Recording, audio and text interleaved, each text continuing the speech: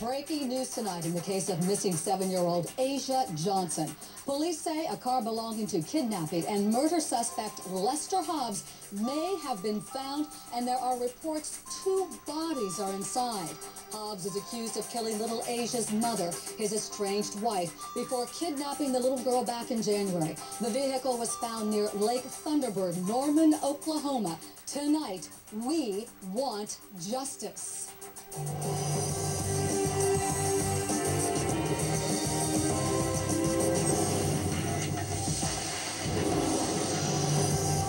As a parent, as a father, or anybody out there can help me, please help me get my little girl back.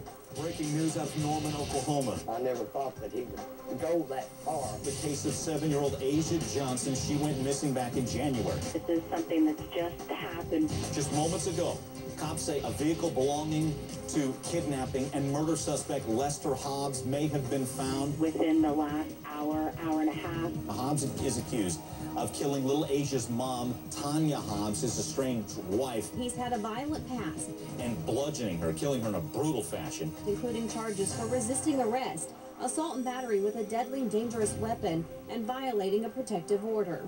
Police aren't saying if today's discovery is a little girl, but they confirm 2 bodies were found. He's believed to be driving a white 2-door 92 Toyota Paseo. 1 body was reportedly found inside the vehicle. They're confirming the plate that was found on the car. The other body was found nearby. Once investigators got the tip that the car was out there, of course, they went out there right away. The vehicle was found near Lake Thunderbird. Lester was not supposed to be around that child. Obviously, Asia has been missing ever since. The last time we knew that she was with Lester, Lester Hobbs, was when her mother was murdered. Good evening. I'm Pat Alana, sitting in for Nancy Grace. I want to thank you for being with us. Breaking news tonight in the case of missing 7-year-old Asia Johnson. Police say a car belonging to kidnapping and murder suspect Lester Hobbs may have been found. There are reports 2 bodies are inside. Breaking news tonight, a medical examiner is being called to the scene of an abandoned vehicle in Norman, Oklahoma, believed to be involved in the case of missing 7-year-old Asia Johnson and her slain mother, Tanya Hobbs. An Amber Alert was issued for 7-year-old Asia Johnson in late January after her mother, Tanya Hobbs, was found dead inside an RV camper. The just-located vehicle is said to match the description of the vehicle driven by Tanya Hobbs' estranged husband, Lester Hobbs, who's wanted in connection with the murder of his wife and the kidnapping of Asia Johnson. Let me repeat, this story developing as we speak. Dave Lanning, reporter, KOKC News Talk. What do you know? Well, the latest is that the vehicle was discovered about 2:45 this afternoon Central Time, and about an hour and 15 minutes ago, the Oklahoma State Bureau of Investigation confirmed that it was the vehicle that they've been looking for of Lester Hobbs. Now, originally, earlier today, Jessica Brown of the OSBI had told the Daily Oklahoman that there were bodies found. At the press conference about an hour and 15 minutes ago, she would not confirm that. At this point in time, the only confirmations we have is that they have found the vehicle near Lake Thunderbird, which is about an hour and a half to 2 hours from where the slayings took place near Lawton, Oklahoma. Dave, stay with me a second. Now, this was called in by a tipster. Do I have that correct? Well, they say tipster, but it was actually somebody walking through the area and did call the Norman Police Department. I'm not sure whether it was a hunter or actually the landowner who may have just been out wandering on his property. The vehicle's about a couple hundred yards from a fairly busy rural highway, so it's not that far out in the rural area. It's just in some woods. It's overgrown out there and was not visible from the street. But, Dave, what I'm wondering, first of all, give those of us outside of your state a sense of, you know, what kind of terrain are we talking about? What exactly is this area, and how close is it to where the child was first taken? All right, the child that was first taken in Lawton, which is in southwest Oklahoma, Comanche County.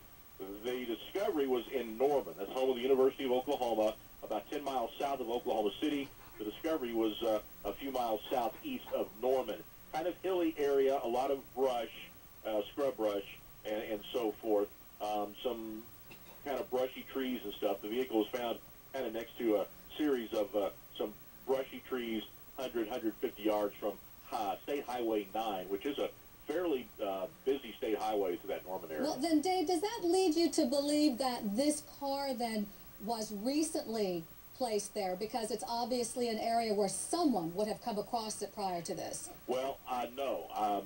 One description we had from a helicopter pilot in the area, it looked like the vehicle had been there for quite some time, actually. Really? I mentioned that it was fairly close to the highway, but where the car was, this particular piece of property gets very little traffic. Nobody notices it, and it's very rare that somebody actually goes through that area. Okay. And what are police saying as of, you said there was a presser, what are they saying? At that point in time, the only thing we got, 'cause this thing lasted about 45 seconds, was the confirmation that the vehicle did belong to Lester Hobbs. They would not confirm that bodies had been found. The U.S. Marshal's Office probably is on scene now. The State Bureau of Investigation was on scene at the time of the press conference, so they're doing their crime scene investigation as we speak. And we're expecting another press conference any time now. We thought maybe even by 6:30, which was about 35 minutes ago, but that has not happened yet. Okay. We're trying to clear through all the facts of this case. It's something that happened starting back in January. Ellie Jostad, Nancy Grace, producer. I'm sorry, I'm getting something in my ear about a presser. Here we go.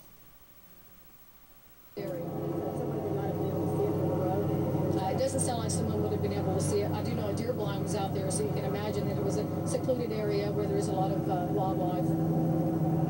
But it's not the impression of your investigators that that car and the bodies have been there since late January.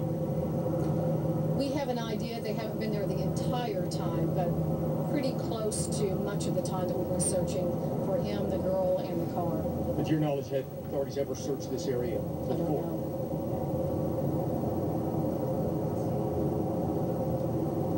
All right, thank you very much. Appreciate it. Jessica. Jessica Brown, FBI. Could you tell us when the last time, was there a last I know there was like some wall, there was a lot of Walmart. There was never a positive sign. No, that's the problem. We haven't had any signs. Awesome. So that's To Jessica Brown, PIO, Oklahoma State Bureau of Investigation. Ellie Jostad, Nancy Grace, producer. It sounds to me like she's confirming there were bodies found. Do we know that for a fact? We don't know that for a fact right now because we didn't have that up at the beginning of the presser. It did, however, sound like she did confirm that, and it sounds as we mentioned earlier, that the car had been there for possibly most of the time that Asia and Lester Hobbs were missing. All right, now, Ellie, I'm going to give you the responsibility of walking us through this story from the beginning, something that occurred in January. Tell us the players. Tell us what we know. Okay, well, Lester Hobbs was living with his sister, and his estranged wife, Tanya Hobbs, and her two daughters came to see him back in January. On January 23rd, Hobbs, Tanya, the mother, and the two girls had dinner with the rest of the family. Hobbs, Tanya, the mother, and Asia Johnson went back to Hobbs' trailer. The next morning, vehicle is gone. No response inside the trailer. Finally, Hobbs' relatives went inside. They found Tanya Hobbs, the mother, dead. Hobbs and little Asia were missing. And that's how this all got started. All right, now, the mother was murdered. Yes. And blunt force trauma, they think she was bludgeoned with a hammer. Is that correct? That's correct. And actually, Tanya Hobbs had once sought a protective order against her estranged husband. And in that order, she told the court that he had once threatened to beat her daughters with a hammer. All right, yet we do know for a fact that she was with him hours before her murder and they were holding hands in a Walmart? Well, yes, and although she did file the request for a protective order, apparently she never got it. She and Hobbs both did not show up for that hearing, so the protective order was never issued. All right, you are, I'm sorry, Ellie, were you finished? Yeah. Okay, thank you. You're looking at surveillance from the Walmart hours before the mother was bludgeoned to death, and then he allegedly took off with Asia. We're already getting lots of callers, people highly interested in this case. I'm going to start with Mike. Good evening, Mike in West Virginia. Yes, ma'am, thank you. I want to start off, I have a comment for Nancy. I just want her to know there's a lot of fathers that really, and daddies, well, actually daddies, that really, she is our hero as well. And I love the way she loves her children and the respect she has for her mother. That she does. Yes, she does. And I also want to say that we're just going to have to do something else to stop this madness. I mean, like in other countries, we're going to have to make these crimes a lot more punishable, a lot more harsh. There's going to have to be something done. It's just too much. And from what I'm understanding as well, you know, people can go in Blockbuster and it takes them forever to pick out a movie, but they're leaving their children with too many people. And Mike, you are so right, and bless you for your call. Thank you very much. Scott Haynes,